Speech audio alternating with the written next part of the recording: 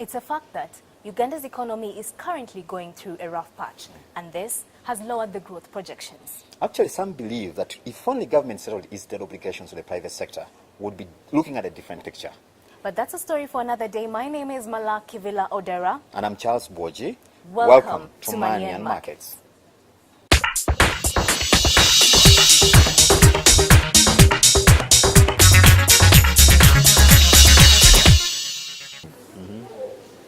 Charles, the rate of unemployment in Uganda is growing by the day.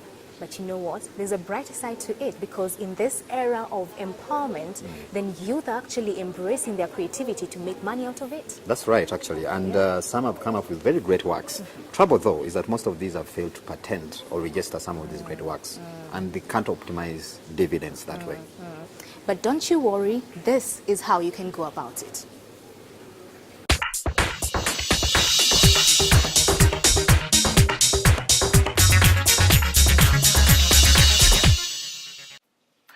Mercy, it's nice to have you on the show, Money and Markets.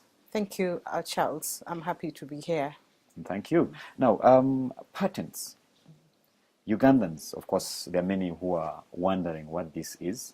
Those who know, have a bit of information, may not know what to do to actually get patents. Now, for starters, what are patents? Thank you, Charles. Yes, many people do not appreciate the different categories of intellectual property, and that is why we continue to break it down and simplify it for everybody to understand and get on board. Patents are one of the categories of intellectual property, because intellectual property has different classifications.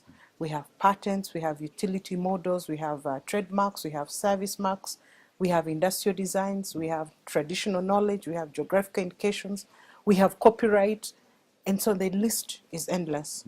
So, and patents are also have different classes. A patent basically is an exclusive right that is given to a person who invents, who comes up with a new process or a product, and but there is also a criteria for it to qualify as a patent. And the criteria that we use to examine whether a patent qualifies is we look at is it new, the newness. Technically we call it novelty. It must be novel. It means that it must not have been done anywhere in the world, not only in Uganda, but in the world. Then the other category, the other classification is that there must be an inventive step. In other words, it must not be obvious to a person in that technical field. And in Uganda, we are happy that we continue to see. In fact, I was going to ask you improvements that, are we seeing more Ugandans participating in this space? Because from what you're telling me, I mean, someone has to really be grounded to come up with something that can be patented. Yes, thank you, Charles. Yes, we continue to see many Ugandans making applications for patents. Some of the live examples I've seen in the products for, like, banana. We have the professor from Chambogo who came up with a patent of a vacuum-sealed bananas, where you can store these bananas for 6 months. And whereas the patent system is so strict, the utility models are less stringent. Some of the examples that we have registered are, I'll cite a recent example, two examples. One of an agricultural application, which is a computer application, and it's hardware where a farmer can determine how many cattle they have on their farm just by placing the equipment. So a Ugandan came up with that, and he has won some global awards. Now, on average, how many do you receive from Uganda, both on the utility model side and? Yes, for generally we receive averagely 30 applications per year, which is a very good step. There's a time when we would receive 2 applications. Then for Ugandans, we can put our applications at about 10 applications, which is a great improvement. It is.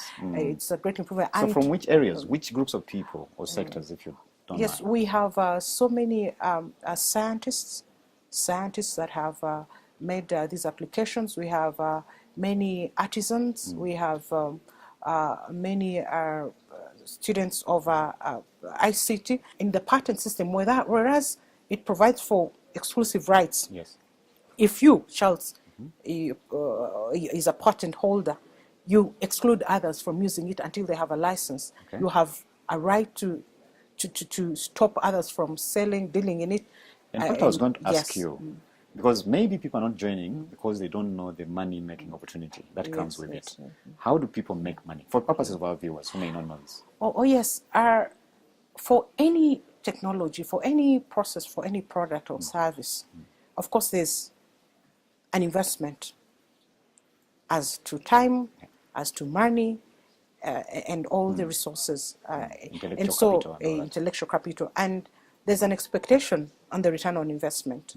You know, as you put out your work and publish it, especially with patents, you're not supposed to open it out to the world before protection. Otherwise, it loses the novelty, the newness when you publish to the world. But also there's an element of, under the laws, because we are governed by national laws, we have an industrial property law, and we are members of the Africa Regional Intellectual Property Organization, and we are signatories to the Harare Protocol, and then we also have the global arrangement under the World Intellectual Property Organization, of which Uganda is a member, and we do the registrations under the Patent Cooperation Treaty, where you can designate any member state where you want protection. After protection in your country, if you want protection in Africa, you have to look at the member states under the Africa Regional Intellectual Property Organization, and then the signatories to the Harare Protocol, then you seek protection. On that note, Mercy, thank you very much. I'm sure our viewers have picked some good pointers out of this interview. It's been nice. Thank you. Thanks for the invite. Please, and please. we look forward to more discussions Anytime. on this subject. Please. Sure.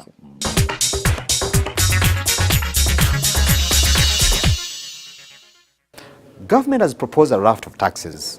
What's not clear is whether these taxes will support growth or inhibit business growth. Today we take a closer look at some of these proposals and see whether they're in tandem with global progressive tax principles.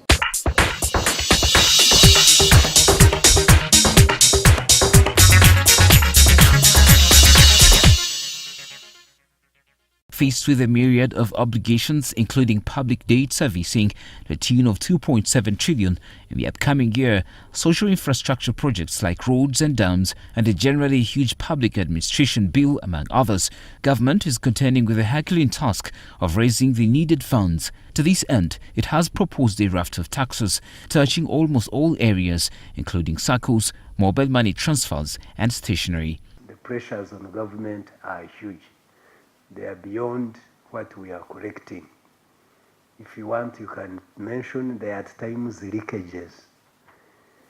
These pressures to financial ministry technocrats are complicated by the push for exemptions by potential tax source areas. You get a challenge, and I get involved in a lot of fora. You go to the Presidential Investors Round Table. Then the tourists are saying, Your Excellency, tourism in the National Development Plan is a primary growth sector. This is where drivers get jobs, waiters, and all what have you. But it is very nascent. How can you tax us, yet remove the VAT and all that? That meeting ends, and of course the president literally directs finance handle. You go to the next meeting, it's agriculture. Technocrats assert that this has cumulatively led the country where the taxman can't meet his targets, making it hard for government to meet its obligations to the citizenry. The spirit behind these taxation measures is that the government is trying all possible means to get money anywhere. A few examples, for example, is that you are seeing government saying that they are going to tax SACCOs.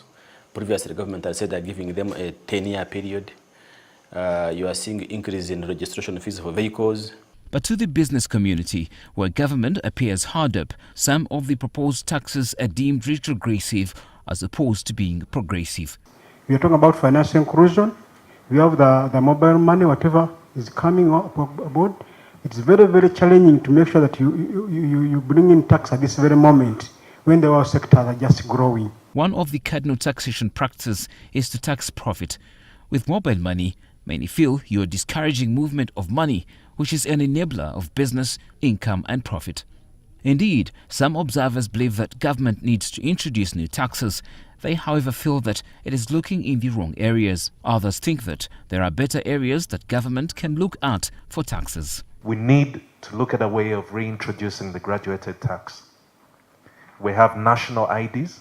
There is no reason why we cannot use those to be able to tap and make sure every adult is paying some tax. On the one hand, government is faced with shrinking revenues conditioned by a stressed economic environment and a seemingly fatigued donor community. On the other, it is contending with an expanding expenditure bill driven by a growing population, big public expenditure and the appetite to roll out massive infrastructure projects. As it is, taxes seem the easy way out. The challenge, though, is how this can be harnessed without killing the private sector, the yoke upon which growth is anchored. Malcolm Sime, NTV Money and Markets.